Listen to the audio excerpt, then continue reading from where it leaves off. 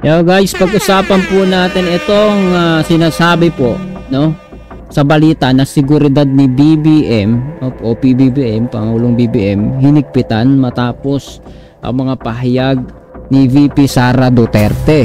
Sa kanya, marami po tayong pwede pag-usapan dito at di na po natin pagtatagalin yan. Please hit the subscribe button and notification bell para updated ka palagi sa mga videos po natin parating. Let's go!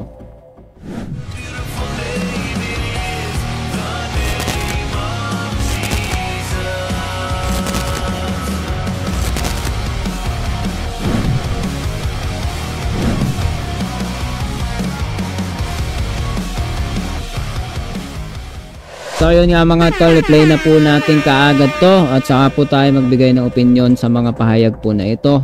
Makailan lamang talagang kumakalat po sa internet. Hinigpitan ng Presidential Security Command o PSC ang seguridad ni Pangulong Bongbong Marcos. Sinabi kasi ng Vice Presidente na may inutusan na siya sakaling patayin siya at huwag daw tumigil hanggat hindi napapatay ang Pangulo, si First Lady Liza Araneta Marcos at si House Speaker Martin Romualdez.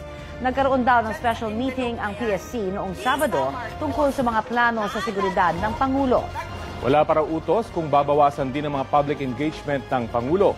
Hindi pa rin daw napag-uusapan kung maglalagay ng mga bulletproof sa kanyang mga podium katulad kay dating Pangulong Rodrigo Duterte. Makikita nyo na lang po siya during daming engagement ni President, ma'am. Kasi kung sa amin dito na didouble natin yung security ni President lalo sa mga act natin. Okay guys, hanggang dyan na lang po muna at paiksi lang po yung clip ng balita po na ito. At sabi nga po ay yung PSC o yung pinaka-security ng Pangulo dyan, no? Correct me if I'm wrong.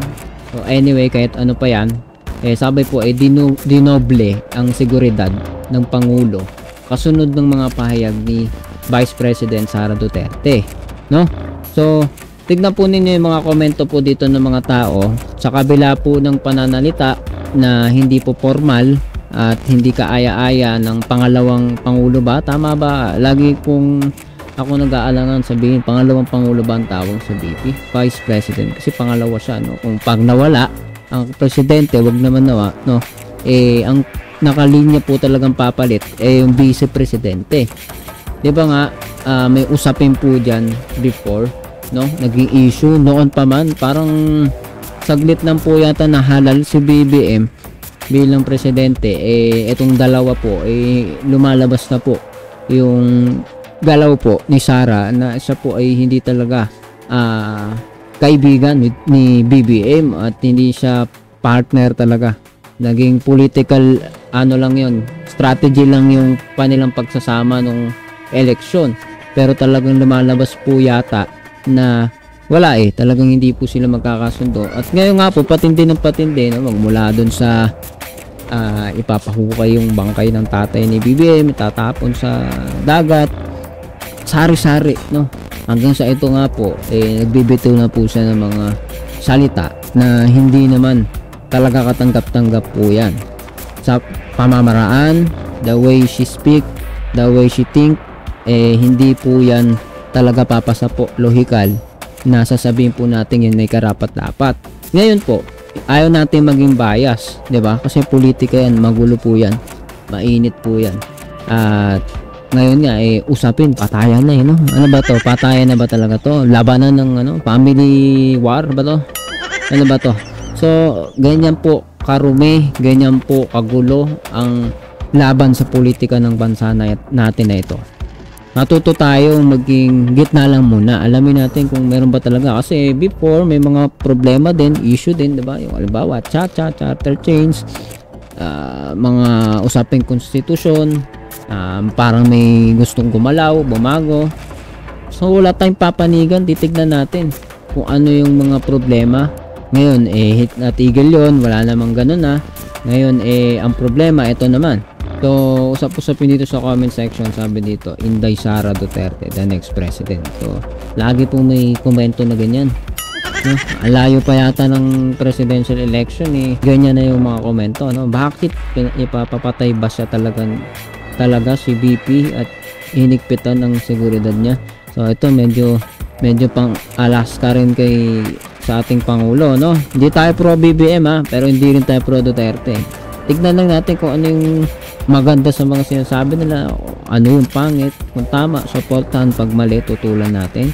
So dito, no, parang kinokontra niya or kino-question niya bakit kailangan higpitan yung seguridad ni BBM. Bakit ipapapatay ba talaga? Saan ba galing yung usapin na ipapapatay si Sara, no? Ang sakit sa ulo, no? Bakit kasi lumalabas yung mga ganyang kaisipan? Saan nila humuhugot? Hindi magsalita si BP sa public kung walang banta sa buhay niya. Paano mo nalaman? Diba? Saan mo nabasa? Saan mo nakita na hindi magsasalita si Sara ng ganyan? Kung wala talagang banta. Diba?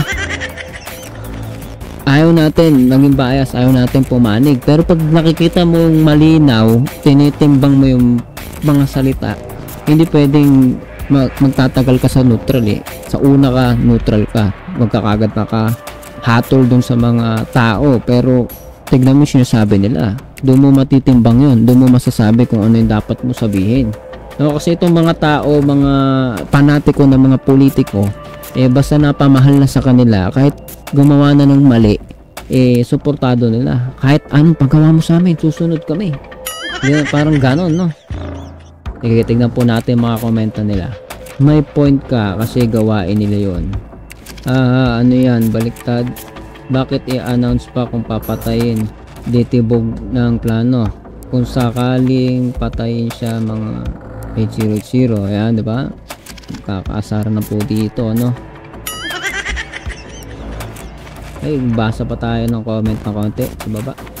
Buhay pa si Sara, wag kayong aligaga. So parang inaalas ka pa nila yung paghihigpit ng seguridad. Kasi wala namang pong masama doon na itaas yung seguridad. Kasi pag nawalan po ng Pangulong bansa natin at si Sara hindi naman din siya nararapat pumalit, magiging magulo po yung bansa natin, 'di ba? Madaming natutuwa sa mga ganyan, no? Dinagdagan security tapos babawasan yung kay BP. Ito yung mga ganitong klase ng comment na wala namang basihan. Okay, no? Wala namang pinaghuhugutan. O sino ba may contact sa assassin? O, diba? Nagbabanatan na sila. Parang pinapalabas naman ng isa, si Sara yung merong contact dun sa tao na pwedeng magsagawa ng assassination. Okay, bahala na kayo magtalo-talo dyan. May threat kaya adding security. May death threat pa si BP. Wala naman, diba? Wala, diba? Siya ang nagde-death threat. Papatay niya sila. Wala namang nagpapapatay sa kanya. Ano ba yan? So, ayan po ang mga opinion po ng mga tao. Opinion nila, no? Siyempre, banta nga teacher nga noon na nagbanta kay PRRD, pinakulong agad Pag mahirap, kulong agad. Pag mayaman, parang okay lang magbanta, ganon. Okay, so sinasabi niya, mayaman si BP or malaking tao, hindi basta magkakalaw. Sabi na isa, louder. Okay. So, iyan po, no, ano masasabi mo diyan, no? Tama ba yung pamamaraan ng pananalita? Whether tama ang pinaglalaban ng tao, tama ba yung kanilang mga pinaggagawa dito, no? Kasi kahit tama ka, pero yung paraan mo mali, hindi na rin maganda yun. Diba? Hindi naman may tatama ng mali yung mali rin. Pareha lang kayong mali. Ganon yun, diba? So, dapat gawin natin ng maayos lahat. Sige. Konting habol pa dito, no? Sabi ng isa, Nichi Shibite, BP magpatawag ka na ng people power. O, ayan, si mga boy people power. Akala kasi nila, nakakatuwa yung mga ganyan, no? Dapat hindi kayo nagkaaway-away. Dapat ipanalangin ninyo, tignan ninyo yung tama, suportahan yung mali, tutulan. Ito ba naman, kasalukuyan, nakaluklok, ginaganyan ninyo yung presidente, di ba? Kahit nga sa Biblia, dapat gumagalang kayo sa mga taga-gobyerno Pag-pray ninyo sila kung may mali. Pero para sa inyo, sa atin, magmumula yung gulo, hindi po maganda yun. Sabi dito, ikaw na lang, magkano ba bigayan? People Power Ranger Blue. Okay, so ayan mga komento po ng mga tao yan. Para sa akin guys, no, pag sa Duterte family o yung sinasabi nila Duterte legacy, Suportado po kasi natin, halos napakarami, di na po mabilang sumuporta po kay Digong, kay Duterte sa drug war na yan. Kahit ako, susuportahan ko basta kontra droga, kontra krimen, pero yung pamamaraan, yung implementasyon, kung saan meron mga sumasakay, nakikiride, nakikisabay sa programa na yon o campaign na yon, parang nabibigyan sila ng otoridad gumawa ng kalokohan, no? Kaya ang daming kaso na nangyari po ng mga inosente na nadamay, especially yung EJK, no? At pangalawang bagay ay yung pagiging pro-China, pagkampi sa China, which is napakalaking banta po sa ating bansa. National security problem po yun, no? Before nga, di ba, may mga nababalita, mga illegal Chinese nationals na nakapasok sa ating bansa, sa Pogo, meron pa mga nakukuha yatang uniform before, no? So, ganun po ang problema po natin. Si Alice Guo, nakapasok sa gobyerno, hindi pa rin napapatunayan yung pagkataon niya talaga laro na po, pasok kagad sa gobyerno. Kung hindi nakita, hindi nasilip, mukhang dire-diretso po, no? So, paano po nangyari ang lahat ng yan? Diyan po pumapasok yung mga investigasyon po na yan. Para sa akin, tama lang imbestigahan yan. Kaya nga questionable din pati yung waiver, no, kay Duterte, kung bakit hindi daw makapag-waiver si Duterte, no? Sabihin niya lahat mag-waiver, ang mga katapat niya, mga tao na walang kinalaman dun sa mababang level ng sangay ng gobyerno. Etong mga pinag-uusapan dito, matataas na kapangyarihan yung kumilos para mangyari. Halimbawa po, yung sa Spratleys, di ba? Paano yun lumakas ang loob ng China? Mangyari yun. Questionable po yun sa mga nakarang administrasyon. Kung paano sinabi, yung Pogo malinis daw, di ba?